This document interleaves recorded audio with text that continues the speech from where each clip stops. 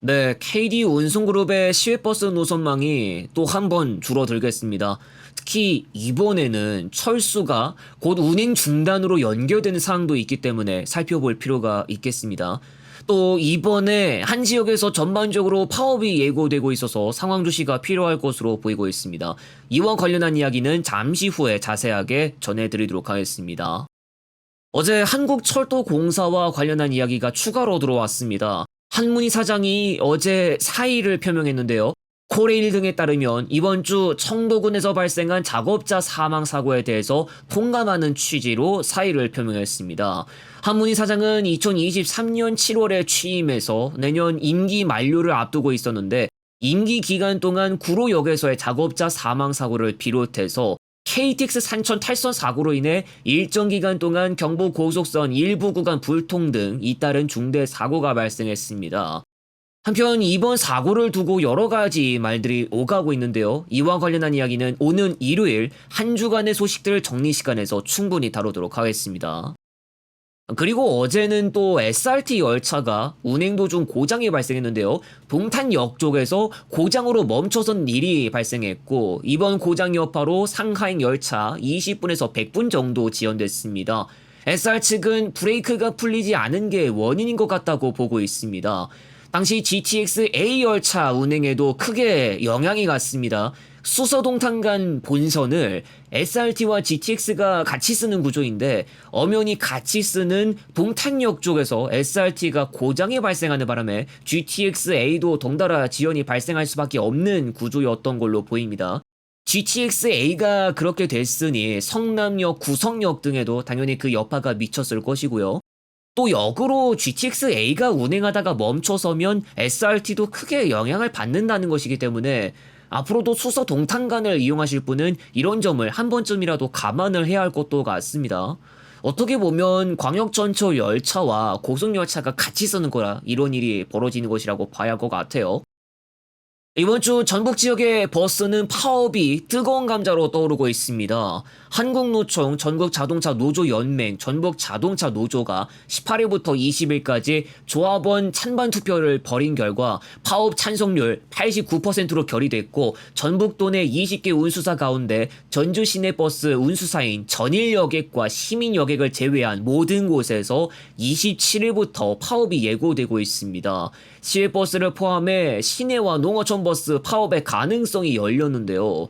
전부터 한창 이슈가 됐던 상여금이 핵심인데 지난 14일 광주고법이 기본급의 상응에 산정된 상여금이 통상임금에 해당한다는 판결을 내놨습니다. 그러나 이후 노사 간 합의점은 한 번도 찾지 못했고 오는 26일 노동쟁이 조정기간 만료를 앞두고 있습니다. 과연 버스 대부분이 멈추는 일이 일어날지 26일 마지막 순간까지 계속해서 지켜봐야 할 것 같습니다. 참고로 시외버스까지 멈추게 되면 비단 전북권뿐만 아니라 전남권이나 충청권 일부, 심하게는 수도권이나 경상 지역에도 영향이 갈 것으로 보이는데 전북도에 소재한 시외버스 운수사들의 노선망이 그 지역으로도 뻗어 있습니다. 지난 19일 세종포천고속도로의 안성시 인근 공사 현장 교량 붕괴 사고에 대한 결과가 나왔습니다. 국토교통부가 발표한 내용에 따르면 주요 사고 원인으로 전도방지시설 스크류잭의 임의 제거와 안전인증 기준을 위반해가면서 런처를 후방으로 이동한 점을 꼽았습니다.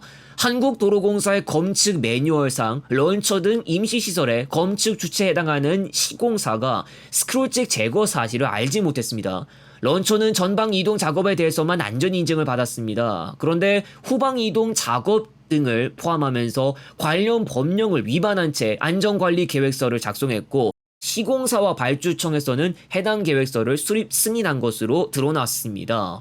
또 시공계획에 제시된 런처 운전자와 사고 당일 작업 일지 운전자가 서로 다르고 작업 일지상의 운전자가 다른 크레인을 조종하기 위해 현장을 이탈하는 일도 벌어져서 현장 관리 감독이 부실한 것으로 나타났습니다.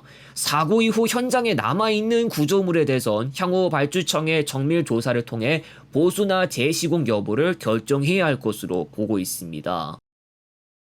그리고 이제 KD 운송그룹 이야기입니다. 오는 9월 1일부터 춘천, 홍천, 횡성, 원주, 대구 북부, 대구 서부 노선과 구미, 마산, 창원 노선을 운행하지 않습니다. 먼저 춘천, 대구 서부 간에 대해서는 대원고속이 배차에서 빠지게 되면서 금강고속과 강원고속만 남고 하루 2회만 운행하는 것으로 예정되고 있습니다. 단 춘천, 동대구 노선은 정상 운행됩니다. 아직은 적어도 원주 대구간이라도 열차로 바로 이동할 수 있는 건 아니라서 우선 버스가 필요할 수밖에 없는 구간이라고 한다고 하지만 당장 이번 주말에도 좌석이 좀 많이 남는 것으로 보이는데 철도와 정 상관없는 수요 저조라고 볼 수 있는지 철수가 결정된 것 같습니다. 구미, 마산, 창원 노선은 경북이나 경남 소재 운수사가 담당하는 게 아닌 수도권 운수사인 경기고속에서 담당하고 있었고 하루 4회인데요.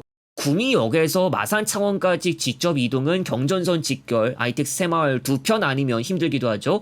그렇다고 김천 구미역까지 가서 마산행 KTX 아니면 SRT 타자니 구미 시내에서 접근하기에도 좀 좋진 않고요. 마찬가지로 이번 주말에도 버스가 좌석을 많이 못 채울 것으로 보입니다. 앞으로는 바로 이동을 하려고 한다면 기차밖에 없는데 그래도 서울 진주 간 ITX 새마을 편수가 두 편밖에 안 돼서 더 열악해질 것으로 보이고 정 안 되겠으면 철도와 버스 공통적으로 대구에서 환승도 고려해야 할 것으로 보입니다. 동대구발 진주행 일반 열차 환승 연계냐 아니면 동대구 마산 진해 노선 또는 대구 서부 마산 창원 노선 환승 연계냐 이렇게 따지면 될 것 같습니다. 한편 이번 KD 운송그룹의 노선 정리는 수도권과는 전혀 상관없는 노선들이 대상이 되고 있습니다. 얼마 전 동서울 안성계통도 정리했고 그 밖에 다른 노선들도 꾸준히 정리해오고 있었어요. 수도권에서만 다니는 시외버스 노선은 정리하고 나서 광역버스로 역할을 대체하는 성격까지 겸하고 있었는데요. 하지만 중장거리거나 아예 다른 지방 쪽 단거리 시외버스는 이야기가 많이 달라지죠.